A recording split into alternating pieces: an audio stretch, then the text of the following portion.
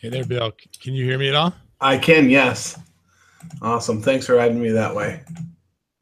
Glad it worked. I can't hear you. You can't? I can hear myself. Okay, hold on. Let's see. Oh, mute. Huh. You know, on mine it's up top, but let me just double check. Okay, now try. Okay. Hear me? Unmute now. I see little green bars next to your name, so I think you're actually, problem might be in my end.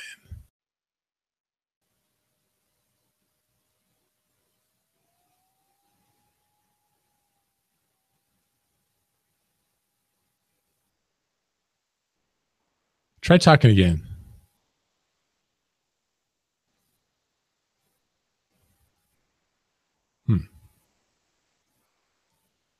Let's see.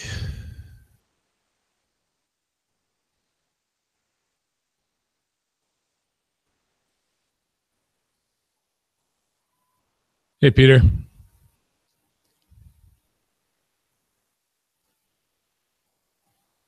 So, Bill, give me a thumbs up if you can actually hear me. Okay. And say something. And Peter, I'm wondering if you can hear both of us as well.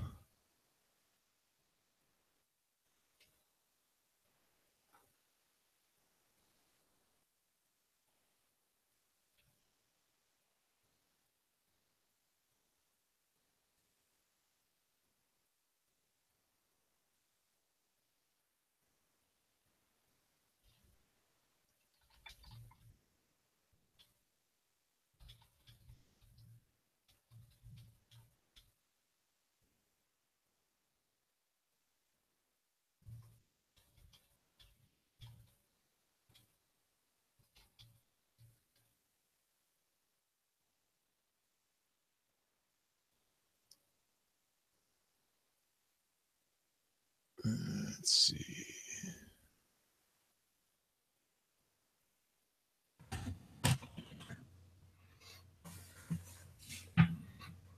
Bill, try again. Annie, can you hear me?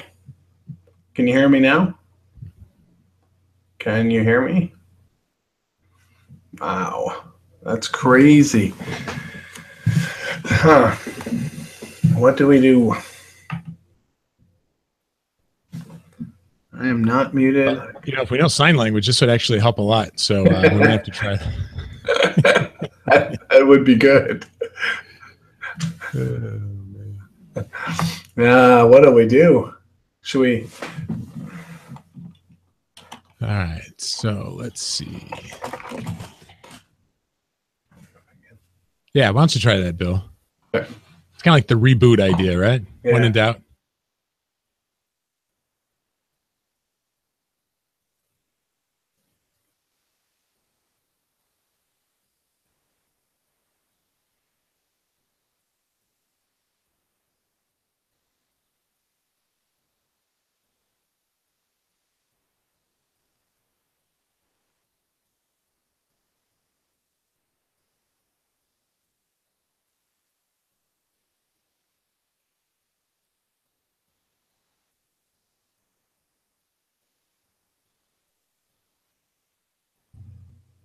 All right. All right. I'm back.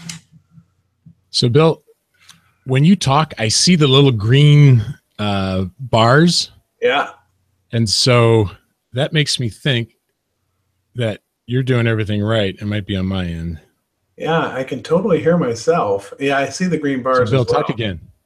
Can you hear me? Can you hear me? That's unbelievable. I hear the green bars myself. Or I hear myself. I see the green bars. What could it possibly be? Yeah. When you talk, the little bars are going. Yeah, so I know I see them. I think you're all set up correctly, but it's not clear to me what I need to do on my end. The bars. Yeah, I see the bars. And I can hear myself. What about Peter? Can we solve Peter? I don't know if you can hear me or not. but there's a little at the top of the screen. There is like a place where you can mute or unmute, and a place to turn your camera on or off.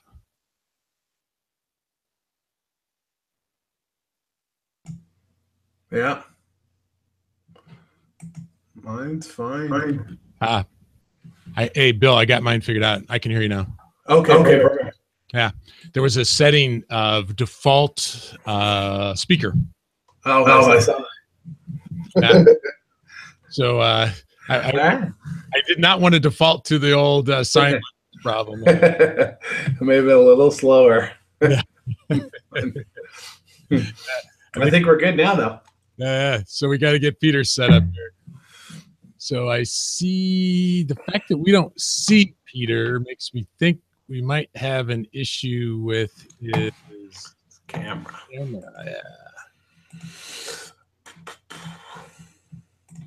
So Peter, if you're able to hear us, like maybe I should turn the chat on just in case.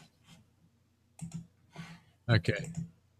So Peter, if you're able to hear, up the very top of the screen, there's a place there's like a settings, looks like a gear.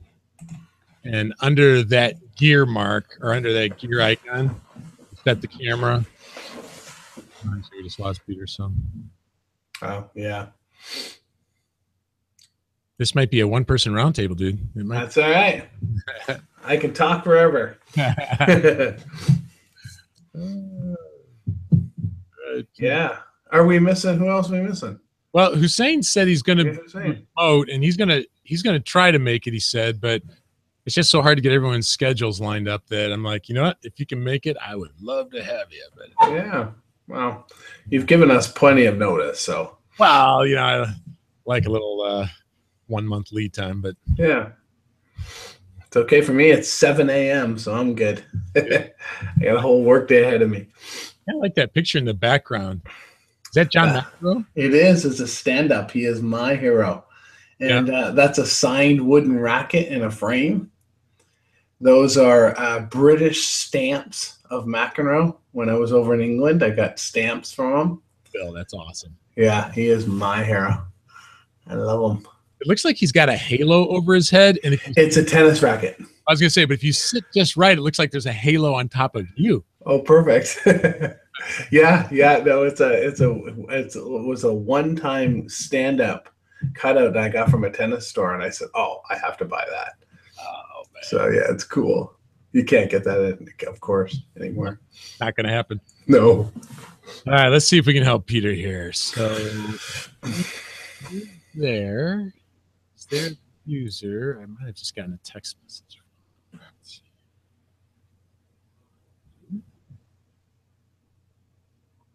So, Peter, I'm assuming you might be able to hear us, but until you go to the gear and select your default camera and default microphone, I think that would be the problem.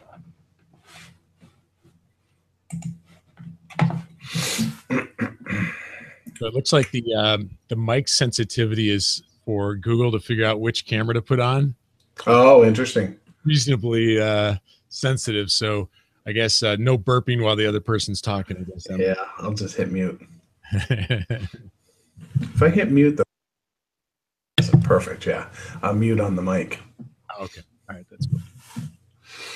All right, so here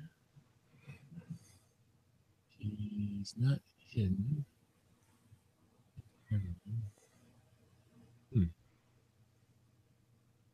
All right, so let me try typing the message just in case he can't hear us. Peter.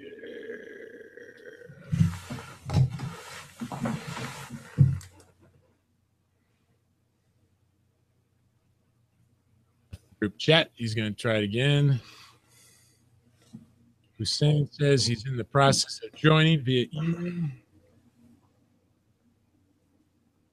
Oh, good. Yeah, Hussein. Yeah.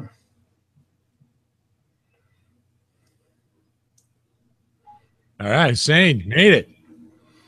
Awesome. Finally. Yeah. How are we doing? Oh, good, man. We got your beautiful face in there. We got Bill Dow here, and we're trying to get Peter's mic and and camera to work.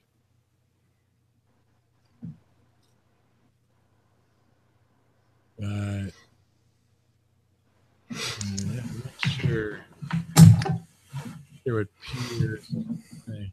So, Bill, you're able to hear us okay, right? Yeah, perfect. Yeah. Hussein, you're able to hear us okay? Yep, I can hear you fine. Yeah. It's like one kicking avatar you got there, man.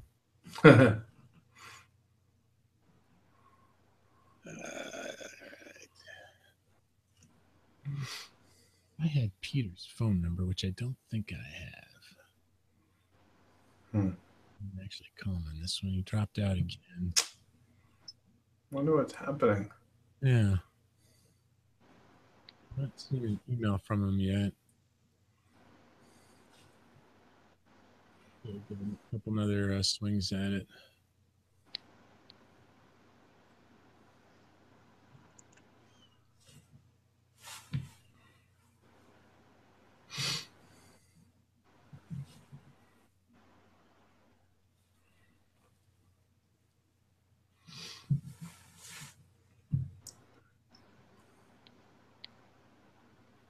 So let's see.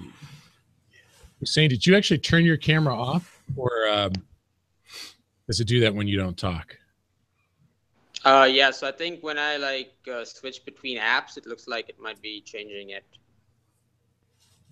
Are you watching Netflix while we're starting out? I wouldn't be touching anything. No, not. I was just going through your questions again. Just checking, man. Well, I'm not hearing. If I was watching Netflix, I probably wouldn't be responding to your answers. Yeah, you're on time. Yeah, that's exactly it. So I'm not hearing from Peter on the chat window. So Peter, if you can hear us, I don't know if you have the ability to bring up your chat window. He just left a voice message. All right.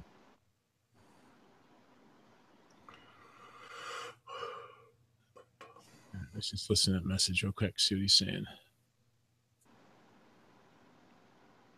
I do speak Taylor. I'm having trouble connecting to this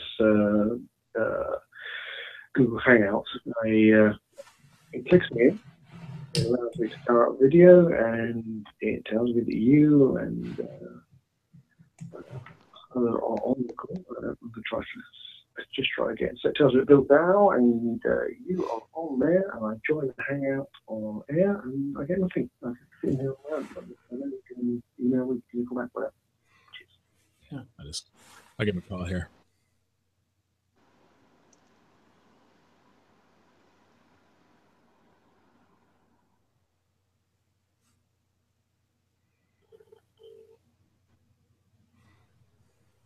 Oh, there's Peter.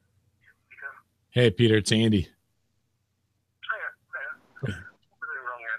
You know, I'm not so sure you're doing anything wrong. I'm not so sure, but let's try it again. Go in, because I can see you right there, and I can. Oh, actually, I can't see your picture. Although we do look forward to that moment. But if you look at, although that's a nice looking default picture you've got. But if you hover, first of all, are you in Chrome? Are you in the Chrome browser by any chance? No. You know, I don't know if that's the issue. Bill and Hussein, are you guys in Chrome? No, Safari. Safari, okay, yeah. So neither of them are in their end. So okay. Yeah. And I'm using the Google Hangout app directly from my phone. Yeah, if you hover over the kind of the middle of the screen, do you see anything up top? Do you see anything up top that has like a mic? Yeah, toolbar. Yeah. And do you see the gear one? Yeah. Click the gear. Yeah. Okay. And all right, I had to actually change to get to the right ones. It didn't default to the ones that I needed there. Oh, He left. Yeah. Huh.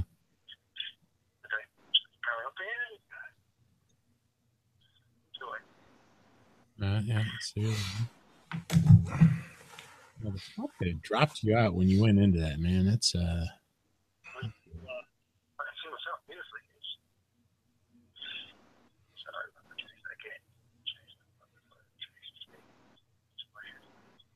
yeah.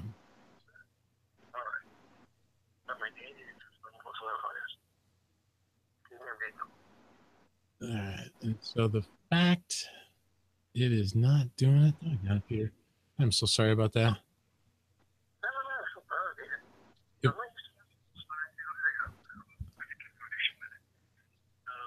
Are you able to see any video in the middle part of your screen?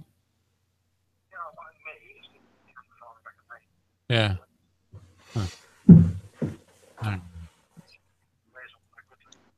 Right. All right, Peter. Do you have one other browser that you could try, just in case it's let's just try it, just in case it's a browser issue. Yeah.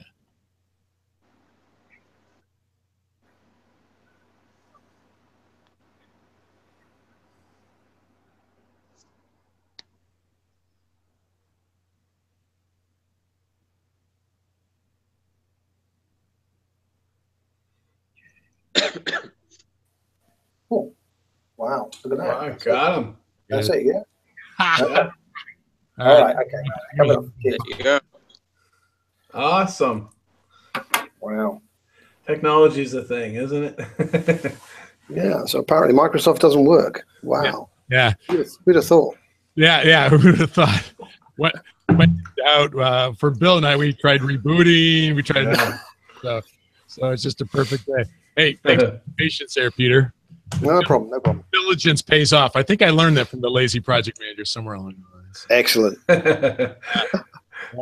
Well, thank you guys for being willing to do this. I've done this before.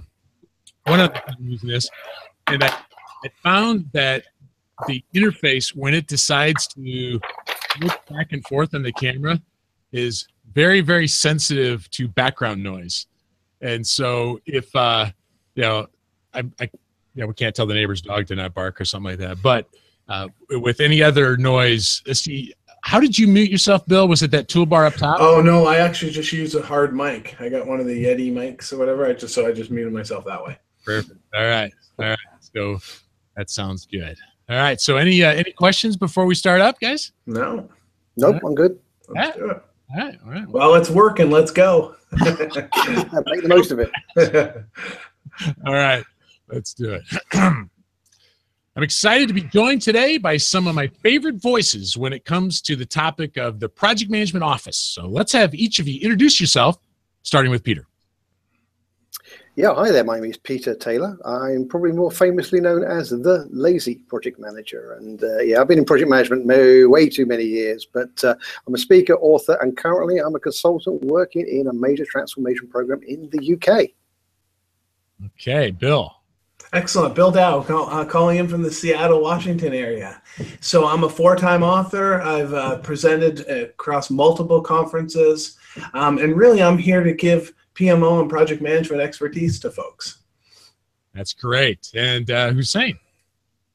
Hi, everyone. This is Hussein Bundakwala from Toronto, Ontario.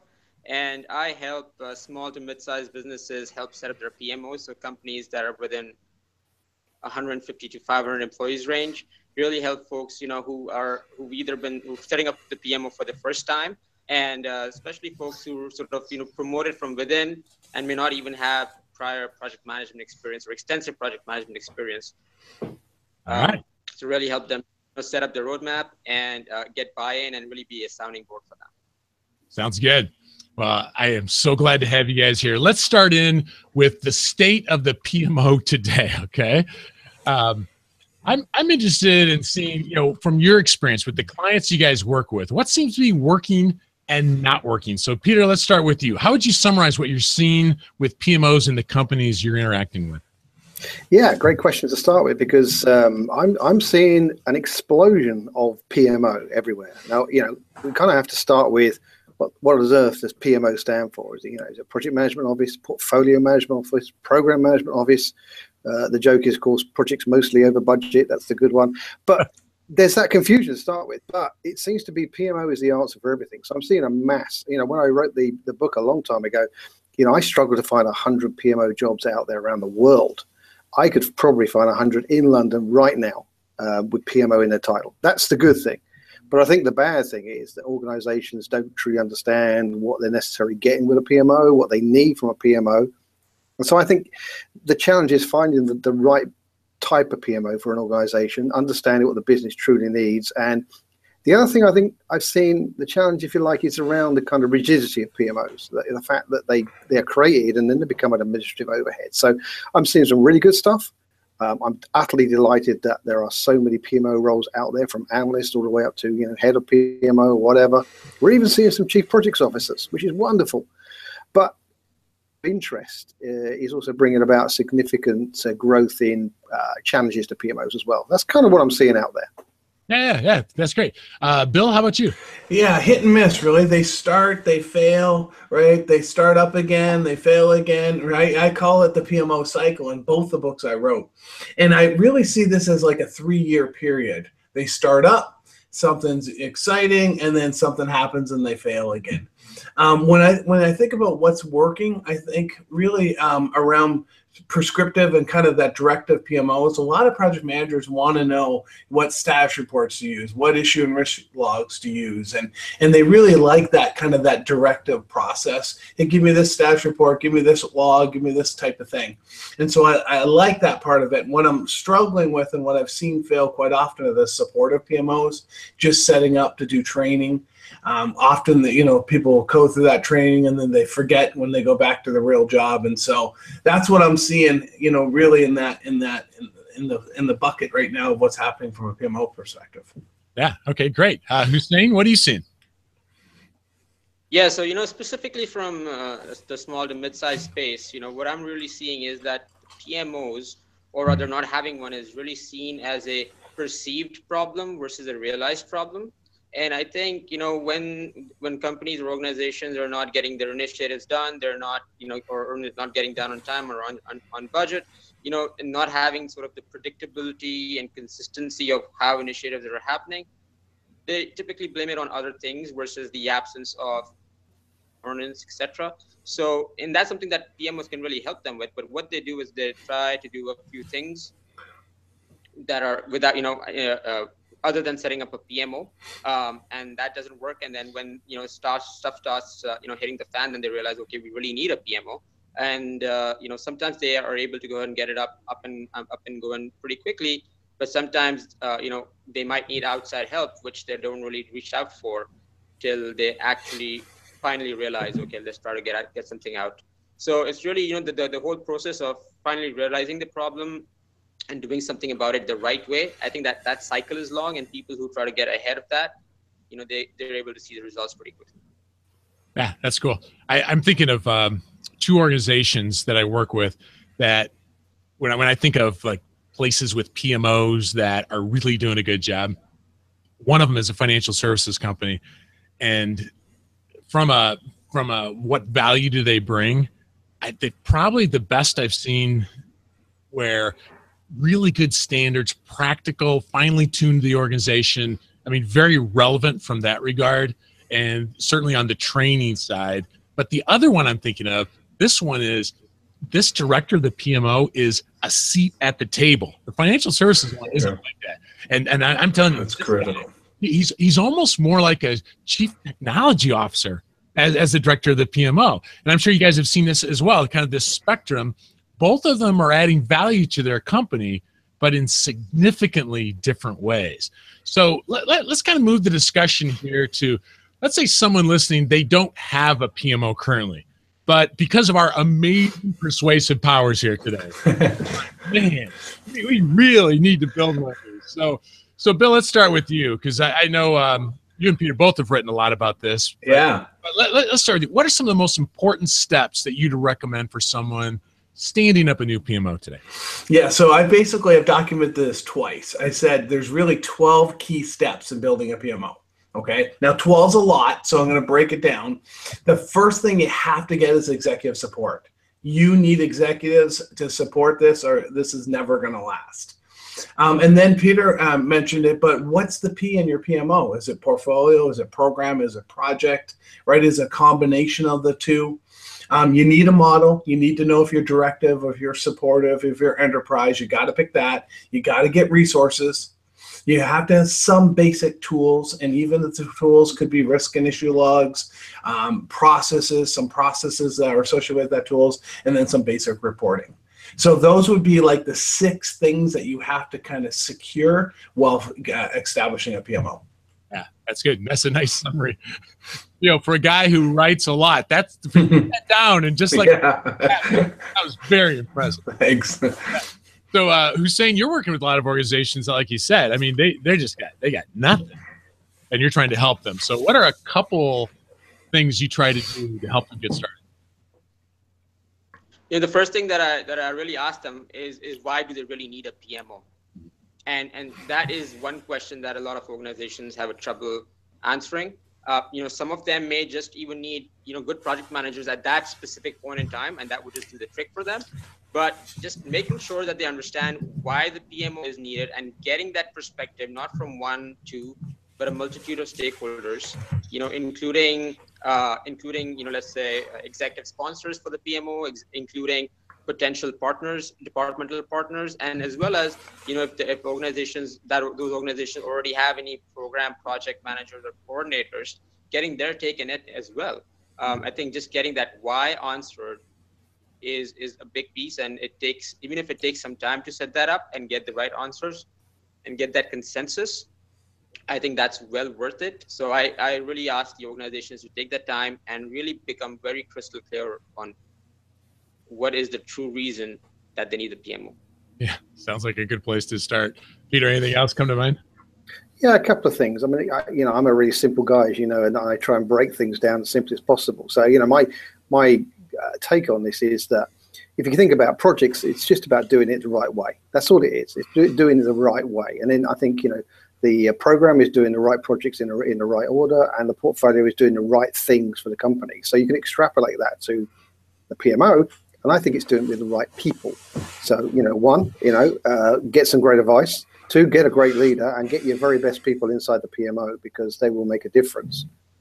And if I can reflect back on what you heard previously said, there was, you know, the PMO, yeah, absolutely. You need to understand what it's aiming to do here, because you know, a PMO can be the kind of custodian of strategy. It can be the advisors of strategy, and it could be the creators of strategy. And you alluded to the very highest level, almost a C-level executive heading up a PMO. At the you know, if you like, the custodians, they're just looking after the portfolio. At the advisory, they're kind of giving back and saying, hey, you can start this new project, but you know there's an impact, or we need more resources, or you're going to have to slow this down. And the greatest position for a PMO is when they have a seat at the table. They are working on the creation of that strategy and that transformation of that strategy into projects. Yeah, man, that's a great comment. You know, that director of the PMO that I was talking about, that's kind of almost like a CTO. I had him present to an MBA class that I teach at. He was like a guest presenter, and one of the things that he said was really interesting to me. He goes, I'm to the point now where I believe the greatest value I can bring to the organization is my Rolodex, so to speak. Because I don't normally think of that. I think normally I hear people say, like, it's my deep technical background or it's my knowledge of the project management processes. But he is so tied in at that level. He's like, right, when Apple comes in, when Google comes into their organization, he's in those meetings, and he's to the point where that's the value he brings. So different, I think, than a lot of people's mental model about what you're supposed to be at that level, right? Any thoughts on that, guy? Yeah, that's so true. I mean, having someone at that higher level like that, it makes a world of difference. That's why I keep stressing executive support. You've got to have someone at the seat at the table. Yeah, it's so critical. And Peter, I've certainly seen that in your writing and speaking as well. Yeah, absolutely. It is. It begins. You know, one of the sad case studies I had in my last book on PMOs was where the project management community created a PMO themselves from the bottom up. They put hours in, etc., and they were axed. In fact, the guy who set it up was basically, you know, moved on because it didn't have executive support, and yet they were doing something really good for the business. It really was quite tragic. Yeah, for sure. Well, it's one thing to start a PMO, I guess. I mean, starting something can be challenging, but perhaps it's even more difficult to keep this thing going. So whether a PMO is relatively new or maybe it's been around for years, what are some of the most important lessons that you've learned about keeping a PMO relevant and valuable? Peter, let's start with you.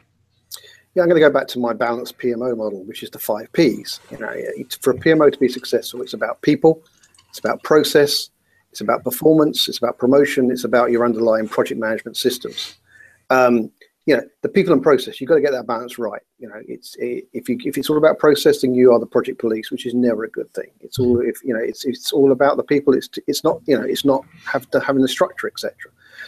But the bit I think that is often missed is the promotion. It is the fact that you're not necessarily selling the PMO, but you are articulating or sharing the knowledge of what the PMO is achieving and how it's bringing value to the organization. I think one of the risks to a PMO is that suddenly you end up with a group that can be quite expensive and nobody's quite sure what they're actually doing necessarily. And if they spend too much time just chasing reports and the rest of it, they become the project police. My tips are always for people. One is do not be the project police. It's an unpleasant experience and you won't last. Secondly, be the right sort of firefighter. Those guys, they go out there, they spend most of their time trying to prevent fires rather than rushing into buildings and saving small kittens. So the PMO should be very much around that as well. So get the balance right. People, process, performance, promotion, and project systems. Yeah, that's good. Hussein, what do you think about keeping, once you start, when you're working with your clients, anything in particular you try to coach them to do to keep it relevant? Yes, I think both Bill and Peter sort of hit upon the point that, the PMOs really need to be the facilitators, the sort of the Switzerlands of the world, and have that neutral vantage point. And in order for you to do that, in order to either get the seat or maintain that seat at the executive table, you need to continuously keep a pulse on the needs of the organization and keep on evolving your PMO based on their needs. So, that means not only just doing the status quo that you're now after the setup has been done, but keep on asking, formally and informally, to understand what are the needs of the organization and how they can go about making those changes happen. So that's number one. The other thing, and I think it's a bit rudimentary, but I think it's very important, is very plain and simple marketing effort. I think once it gets out in place, I think PMOs don't do a good enough job proclaiming what they're doing, and just a bit of marketing around what they're doing, how they're improving the organization, it goes a long way, right? So I feel as if a major program was completed and the PMO had a big hand in it, that print out posters, put it next to the elevators, let people know that the PMO is out there helping the organization and doing the job that it was supposed to do.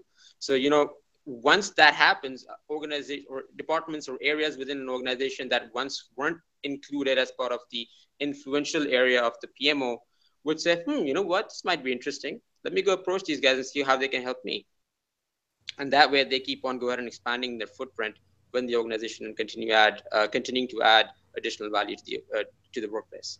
Yeah, okay. That sounds good. Bill, I don't know. What do you think? Yeah, no, I think they're great points. I think just to follow up on what Hussein was saying, executive reporting and dashboards critical, right? And we got to get what reports do the executives want? What dashboards do they want? Peter mentioned that as well. And I think really getting in front of the executives and making sure that everyone is getting the reports and the dashboards to see exactly how the PMO is tracking is critical. I also think about governance too, and the cadence and how is the organization being ran. Is the PMO a part of that, right? Is the PMO driving monthly steercos and driving the governance and driving the portfolio management? I think these things are all key in keeping the PMO relevant and continue to keep it on track and part of a major part of the organization. Yeah, I had the opportunity to interview on the podcast a while back, Ed Schein from MIT, and he's the guy who coined the term corporate culture. And he just talked about how, if you try to fight against the culture, you're going nowhere, right? You have to somehow get, be part of that culture and hopefully change it over time. But he goes, the single best way to change culture is to deliver, be the equivalent of, right? Is that's how you change it, is when we actually add the value. And so, Peter, there was a theme across all the comments here about promotion. I mean, we said it in different sorts of ways, but we have to add value. We have to, and I think anyone listening to us is like, yeah, okay, I need to market this thing, or I need executive support, but how do I do it? So it's, I mean, we have the risk of oversimplifying everything, but just what would you do if a PMO director comes up to you and goes, you know, Peter, I feel like I just don't have the executive support I need here, or I feel like I don't get the respect that the executives really could give.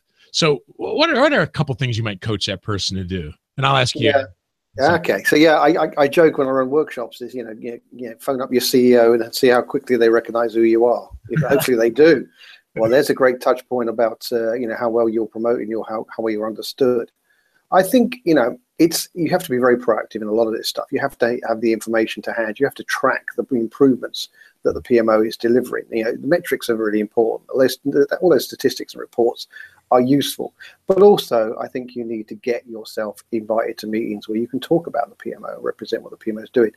And the biggest value add argument, I still think, is that they are the protectors of the investment in strategic change that you're undertaking inside an organization. And in my most recent book, How to Get Fired at the C-Level, I challenge organizations that the ones that don't take that seriously, connecting strategy to actually project delivery, are the ones that do actually get fired for mismanaging change. So the PMO is such a great help in that area. And that's the kind of conversation I would have at that level. Yeah, that's good. Bill, somebody comes up, Bill, I'm not getting the support I need. Yeah. What I do is I work with the current support person I have. So I've stressed, and the PMOs I've ran, I've always had that one single person.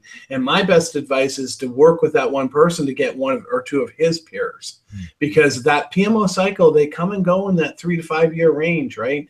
And so you're always wanting that executive who is supporting you today. You want them to be going to their peers and saying, hey, how do we jointly, support this PMO? Because when that person leaves, you're stuck unless you have someone else.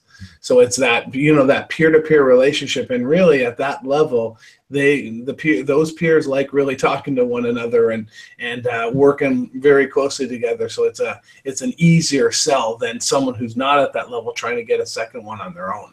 Yeah. That's good. Hussein, any additional comments there? Yeah, absolutely. I think I would say it's just an extension of what Peter and Bill have just mentioned here. But typically, when something like that happens, I actually refer to John C. Maxwell's advice, which is if you want people to believe in what you want them to do, they first have to believe in you.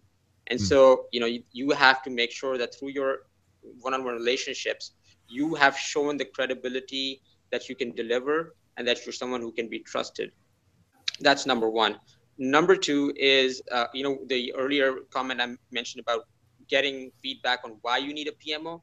When you actually go about asking the stakeholders for that, you can, through those interviews, through those, meetings with them, you can really figure out, who are going to be the ones who are extremely excited about having the PMO there, who are sort of on the fence, and who are going to be the naysayers. And depending on that, you can basically focus on the folks who are really, really excited about it, make them your evangelists, and make them, sort of spread the good word for you.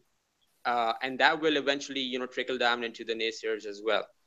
So, these are a couple of things that I really, focus on in terms of coaching and make sure that people are following these two strategies.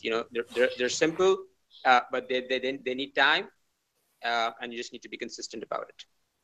Yeah, you guys did a nice job on that question, because it's this sort of stuff that breaks a PMO down, right? If we don't have those relationships.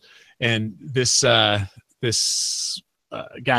who I've been kind of referring to, it's a healthcare organization, and he told me, he goes, when I hear that this certain meeting's going to happen, he goes, I find a way to get into that meeting.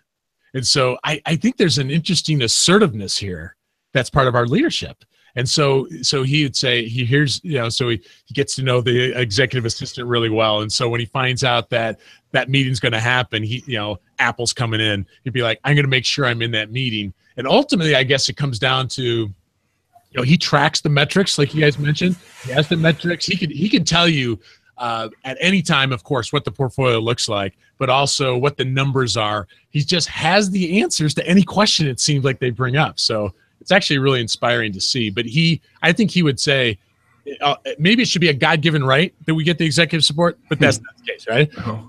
He had to go earn it and build the relationships, and that was a big theme you guys talked about. I just got a copy of the Agile Practice Guide from PMI, and there is a section on Agile and the Project Management Office. And I'm interested in your perspectives on how the continued adoption of Agile is impacting PMOs and the organizations that you work with. So Hussein, let's start with you. How does Agile impact PMOs, and what should PMO leaders be doing or thinking about to support Agile adoption? Yeah, that's a great question, Andy. Before I start answering that, I do want to mention that in my opinion, PMOs should be methodology agnostic. So whether it's Agile or traditional, whatever it is, it depends on the needs of the organization. But having said that, the fact that more and more PMOs need to get their attention towards Agile is a great thing, because it sheds off certain connotations that are attached with PMOs about being a policing organization or being an organization that slows things down. So the fact that now we have quote unquote Agile PMOs and people want it, that shows that the tag of slowing things down, etc., that's going away. So that's a fantastic thing. So when working with PMO leaders around this, I just want to make sure, and what I tell them is that understand that if somebody in your organization wants an Agile PMO, make sure that they actually really do need it and the organization can support it. So if the PMO's influence could be either horizontal or vertical. So what I mean by that is horizontal across, let's say, a certain program or a certain portfolio, or it could be vertical within a certain department within the organization. If it's horizontal, implementing an Agile PMO, you want to make sure that all the areas that that program or portfolio touches have the capacity to become Agile and deliver the entire value chain in an Agile fashion. But if it's vertical, it's much more easier to implement. So just when someone comes up to me and asks me, hey, how do I set up an Agile PMO? That's the first thing that I ask them. Just make sure that the entire organization, the entire value chain is able to deliver on the Agile needs, and not just because somebody wants a new shiny tool. I went to a conference and I heard you're supposed to go Agile, right? You don't want that, yeah. So Bill, I don't know, from your perspective, what do PMOs need to be thinking about when it comes to Agile? Yeah, I love the Agile question because it keeps coming up over and over and over again. So much so, I actually put a new chapter in my book called the Agile PMO. And what I did is we wrote a framework, and we said, right, create a PMO service catalog, right? Manage the financials. And we really broke down exactly how an Agile PMO should run. And really, it's so critical. It's so hot. People butcher that term Agile all the time. And so we thought, let's just get a blueprint out there. Let's just put it in there and help people actually build an Agile PMO going forward. So I think it's just critical and something you just cannot ignore anymore. You have to get it set up. Yeah, beyond just the shiny object or the new thing. Yeah. It's part of it's starting to become DNA, right? Just because they do butcher that term too, though. Exactly. Yeah. Peter, what's your experience on this? Yeah, and part of the frustration is kind of what being touched on. It's it's either the one world or the other. You're either an Agile or you're you're a Philistine or whatever. And the reality is, I've been working for years in a very iterative, semi-agile manner, if you like, and I think the PMO should adopt that. Whether you brand it an Agile PMO or not, it should be Agile in its sense. It should offer the right methodology for the right project. I typically have worked in major software organizations, and it's just there. It's part of the organization's living being. And I can't really say much more than that. It's embrace it, take it. There's great advantages to it, and get the best of both worlds. Yeah, it's great feedback, guys. My director that I've been kind of highlighting as we go through this, just because I feel like he's the model in my mind of how it's being done. If you go up to him and say, hey, how how's your agile strategy working? He would say, our agile projects are 20%, 26% faster to market. I mean, he'd have the metrics there, and consistent with what you guys said, he would also, I think if he was here, he'd say, I'm part evangelist when it comes to what agile actually is, just because like you guys have talked about how, well, is it one or the other, right? Like Peter said, or is it just the newest thing? Like Bill and Hussein said. So what does it actually mean? What's the rigor? What's the difference it's making? So it is interesting how, back to the promotion comments, that it applies to the agile thing here as well. And I love how you guys stated the right methodology for the right project, right? What's the best way to do this instead of thinking one or the other? So let's put our futuristic glasses on here, guys. I actually hate questions like this, but no one will remember 10 years from now what we say. So that's okay. So if we could fast forward 5 to 10 years, okay? So not just next year, how would you expect PMOs to be looking or acting differently? Peter, what do you think? Yeah, I mean, two thoughts really. One, I think, is kind of what I touched on earlier on, the elevation of the PMO's engagement in organizations to the C-level. Chief projects officer, chief change officer, I'm available, definitely. But, that really should be the future, I think. I think that's one, definitely. The PMO the PMOs that survive will mature and it will operate at that level, I hope.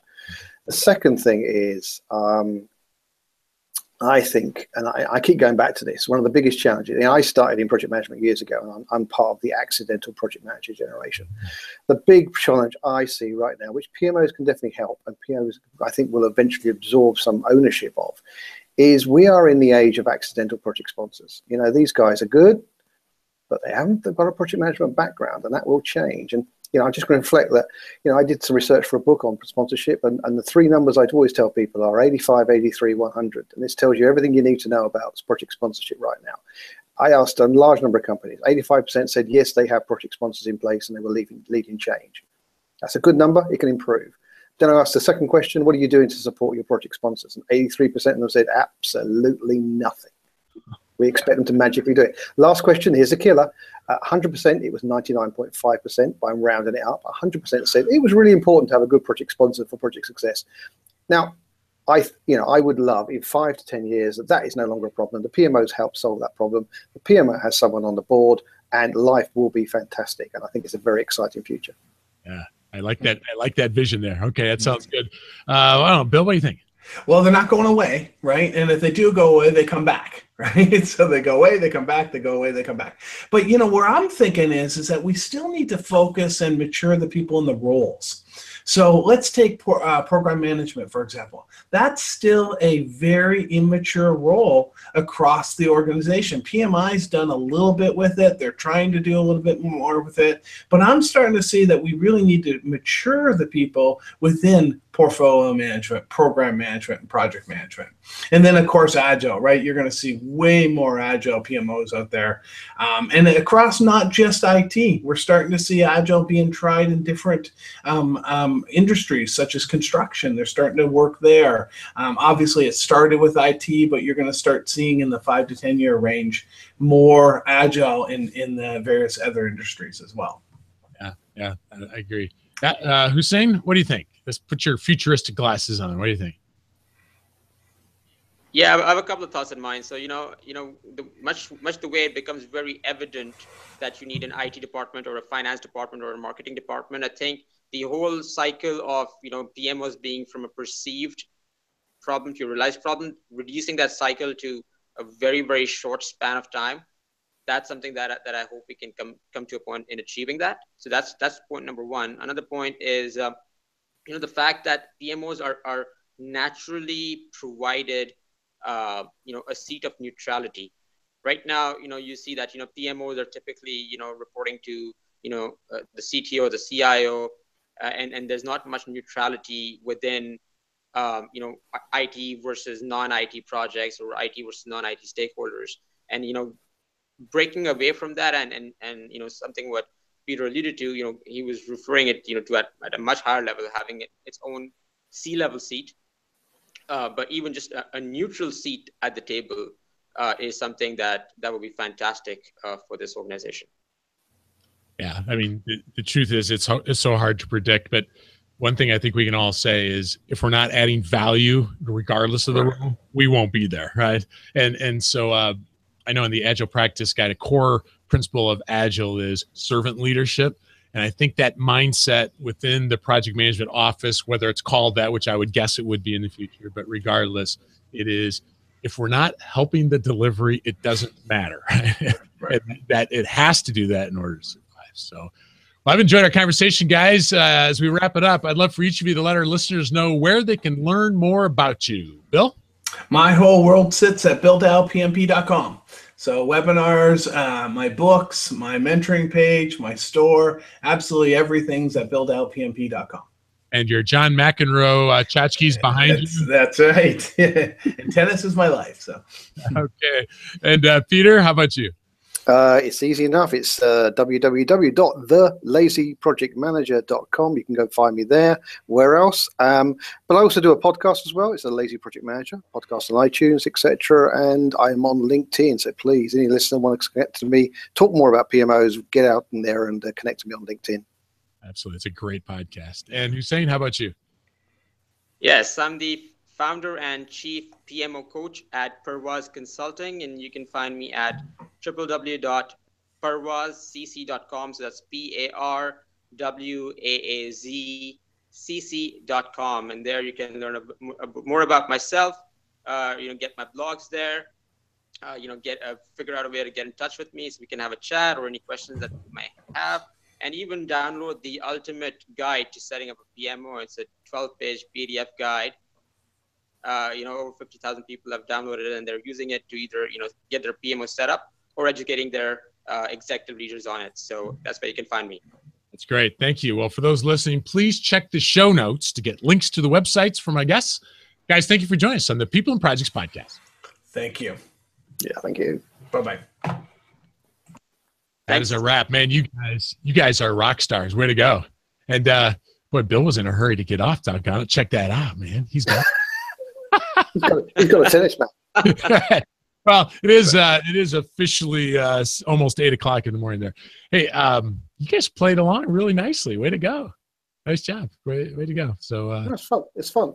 Yeah. Sandy, and it was Bill left, but it's truly been an honor to be with PMO stalwarts like Peter and Bill here, and I really appreciate that. So thanks, guys. Well, actually, Hussein, this whole thing started because of an idea you had on LinkedIn back and forth. And Peter, you've been a contributor to at least a couple episodes before. And so you are, Peter, one of the most generous guys I know in this industry with your knowledge, not only prolific, but generous. So thank you for that. Okay. My pleasure. My pleasure. Okay. All right. Have a great one. See you guys. Thanks, guys. Cheers. Yep. Cheers. Thanks a bunch.